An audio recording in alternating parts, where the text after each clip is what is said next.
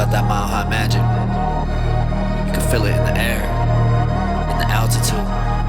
Feel it when you can't breathe. Life in a barrel.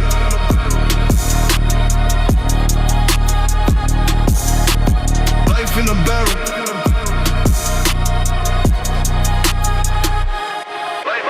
Life in a barrel. What it do, Broncos country? Welcome to your number one source for Denver Broncos news, takes, and opinions. This is Life in a Barrel. Inspired by the legacy of the late Broncos superfan Tim Barrelman McKernan, we seek to give you raw, educated, unfiltered Denver Broncos news and opinions that only superfans can deliver. I'm your host. I go by the name of Town, and joining me every week, my partner in crime. Please welcome Tariq Hatchet Young to the show. Reek! How you living, man? I know it's a cold, sad Monday here in the Mile High City, man. It was a snowy one in this mug, if you know what I'm saying. Hey, man, that ain't had nothing to do with the snow outside either. It was snowing in people's houses yesterday. Homeless people's houses. If you know, you know. Yeah, if you know, you know, man. But that was a hell of a game. It was a defensive game. But let's get into the recap. I'm not even gonna fuck around with it. Denver struck first before the storm really hit. Jarrett Stidham uncorked a 52-yard shot to Marvin Mims Jr. to set up a Stidham to Sutton 6-yard touchdown and 7-0 lead in the first quarter. Despite a good start from his defense, Coach Payton chose to gamble with points on 4th and 1 in field goal range, leading to a Jarrett Stidham interception and taking desperately needed points off the board. Once it started snowing in the second, the game turned into a survival test. Heavy wind, slick footing, and by the fourth quarter, it was a near whiteout conditions. New England tied it late in the half after a Stidham strip sack set them up in the red zone, and Drake May finished it himself with a 6-yard touchdown run to make it 7-7. Patriots grabbed control out of halftime with a long, grinding drive that ended in a 23-yard field goal for a 10-7 lead, and from there, points basically disappeared into the snow. Denver had chances, but the weather won. Lutz missed from 54 before halftime and had a 45-yarder tipped in the fourth. And with the Broncos pushing late, Stidham was picked off by Christian Gonzalez. Patriots iced it and escaped a brutal blizzard game 10-7. How you feeling after that one, Reed? To be honest, I'm not even mad that we lost, to be honest. It sucks seeing Bo wasn't there. There's a lot of what could have happened, what should have happened, like if Bo was playing, but he wasn't there yesterday. He couldn't play. But I truly believe if he did play yesterday, it's a totally different game. Different game. In my eyes, I don't think the Patriots, they have a good team, but I don't think they were that of a good team yesterday. For them to play the way they played against a backup quarterback, it says a lot going into the Super Bowl on how they're going to play. For me, I'm obviously disappointed. The Broncos had every opportunity in the world to win that game. Defense played at a shutdown level the majority of the game. Not when it mattered, of course, but throughout the majority of the game. Stidham showed early flashes of what Broncos head coach Sean Payton was hinting at during the week. But mistakes that only come from inexperience and a coach not willing to just take the points just derailed a magical season. Yeah, the points thing was very frustrating because at first I wanted them to go for it on the 4th and 1, and I was like, wait, we got all the momentum in the world. Just take the points. Then they're gonna have to fight to get to the points. They really only got the 7 because they didn't call the intentional grounding. They just called it a fumble. So I think that had it gone that way and where it was reversed and they're down 10-7, they had been scrambling to get some points on the board. Mm-hmm. And we would have had to do was run the ball for the rest of the game, just like we did. For sure. And I have to question Sean Payton's play calling in that. Why are you not taking points when you could kick a field goal here when it's not snowing and you could be up 2 possessions? Yeah, I think we're overly aggressive yesterday with a guy that's barely had any experience. I love Jarrett, but those situations, I can understand if you have Bo go for it, but Jarrett hasn't played all year, so you got to take the points when you can. But another problem I had too is the drops. Mm-hmm. Consistently, I think they said we damn near have 50 drops from postseason and regular season combined together. It's embarrassing. Yeah, we pay all this money for Court, and he's constantly dropping passes. We got other guys dropping passes too. It's unacceptable. Like, I know you're just thinking I'm crazy because I'm sitting at home telling you what you shouldn't be doing, but I'm like, you get paid all these millions of dollars, you got to catch the ball. have to. Yeah. That's your one job. Literally just catch the damn ball. My coach has always told me if the ball touches your hands, you should be able to catch it. Yeah, I agree wholeheartedly on that one, man. Oh. Here we go. Here we go. I already know this motherfucker's gonna have something to say. This must be something to have to do with Cancun or something.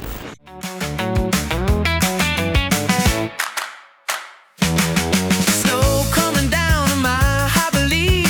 One game from glory, one win to achieve. But Foxborough ghost came back too soon. History repeating, book the room. Bo on the sideline, good on his leg. Next man up, but the moment said, nah, not yet. The Broncos to Cancun, pack it up, no crown. Patriots smile as the confetti comes down. From AFC dreams to a beach by noon, another ring chase ends. Broncos to Cancun. Oh, Gary. Yes, we are in Cancun. Yes. Okay, cool. That being said, motherfucking haters who go out of their goddamn way to troll the Broncos fans. Welcome to Cancun. What's your excuse now? Bitch, we just made it to the AFC Championship game and almost won without our quarterback. I thought the Broncos were about to get belt to ass. I thought they were about to be exposed as frauds. So now I want to ask you, what's your excuse? How did the Broncos almost win this? They're frauds, right? For crying out loud, they're paying Russell Wilson $30 million this year to pay for the Giants. And they were a broken ankle away from the Super Bowl. Like, what's your excuse? And everybody, especially in the media, owes Bo Nix an apology. Mm-hmm. They owe him apology. You see how that team was without him yesterday? Yeah. That man was the heart and soul of that offense all year long. And it sucks to see he had to go out with like that because we had no run game yesterday. Stidham was horrible under pressure. Please sign J.K. Dobbins back. That's all I ask. Please. Yeah, we definitely need a running back. Reek, I know this is hard to do in such a tough loss where a lot really didn't happen, but I'm gonna ask you, who is Reek's Mile High Dog of the week? Even though the loss was very unfortunate, my Mile High Dog of the week, it's going to go simply to the defense. Shout out to the defense. They fought all year long. The odds were against them supposedly yesterday, but they held their own and held the Patriots to 10 points when they were talking all that rah-rah yesterday and didn't do nothing. I think Drake may possibly played his worst game yesterday in my eyes. So shout out to the defense, man. You guys came out and did what you were supposed to do. You played championship level defense. Unfortunately for us, we did not have a college offense to even throw out there. I can't even describe it, man. Jared Stidham was absolutely horrible under pressure. And, Nick Bonito and Jonathan Cooper, them boys balled out yesterday. So shout out to the Orange Rush, like not only for this game, but this entire season. 71 sacks, set a franchise record. So congratulations to you guys. And shout out PS2. Every time they tried him yesterday, he was always there making plays. Yes, he was. He was definitely playing defensive player of the year level football. But Reek, speaking of defensive player of the year, let's go ahead and move on to the NFL honors announcements because we got a couple Broncos tie-ins here, man. I don't know how did you get a chance to take a look, see that Nick Bonito was nominated for AP Defensive Player of the Year and defensive coordinator Vance Joseph was nominated for Assistant Coach of the Year.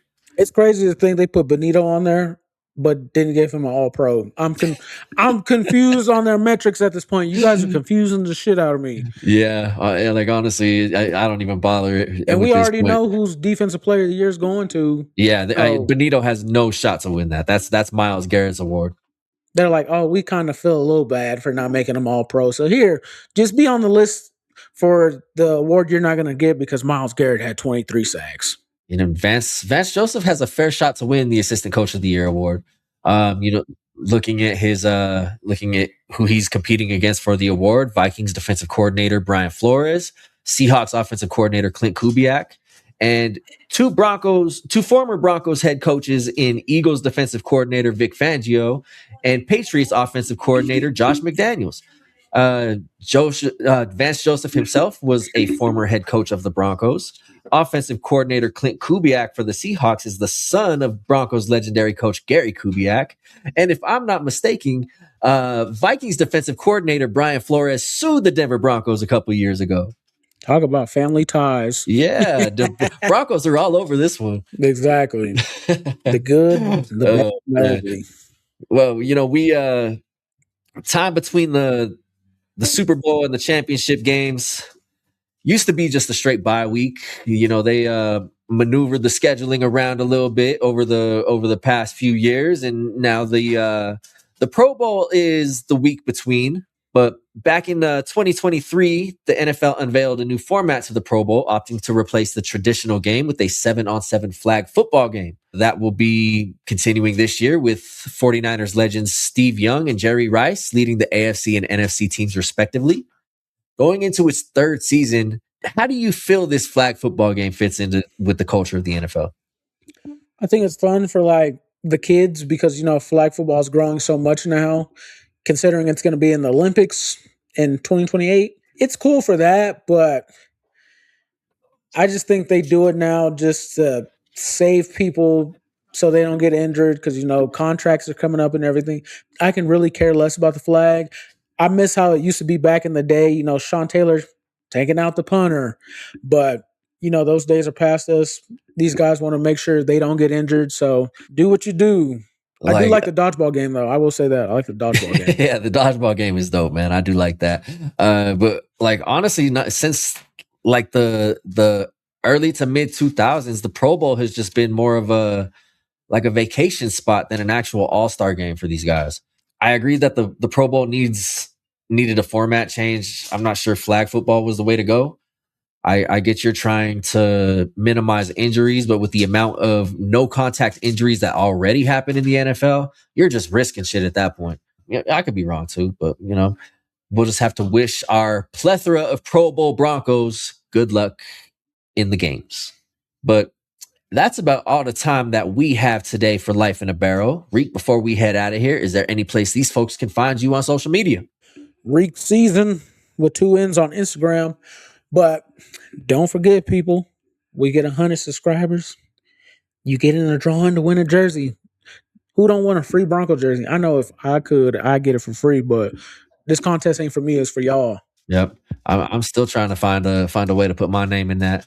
But yeah, that's that. Or wait, because they're gonna say you can't wear your jersey backwards, so they're gonna give you shit about it again. I mean, I don't give a fuck, bro. I'm gonna keep doing it, and they're gonna keep getting mad. And you know what? It is what it is. I don't give a fuck. Let them know.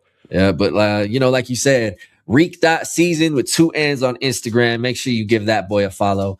As for me, you can find me on almost all social media at town.5280. Hit me with a follow. But more importantly, make sure you subscribe to our YouTube channel to keep up with all our shenanigans. Hit that bell to get notified when we post a new episode. Life in a Barrel also has an Instagram and TikTok page that it can get pretty active. You know how these trolls can be. So make sure you give us a follow there at Life in a Barrel Pod. And if you're listening on Spotify, make sure you to give us a rating. It's very much appreciated. But until next week, yes, I said next week, just because the season's over doesn't mean we're stopping. No, we doing this every week. You'll catch us here talking Denver Broncos every week. We'll catch y'all next time. Peace. Life in a barrel.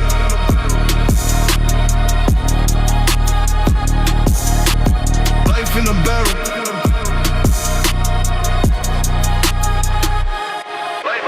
Life in a barrel.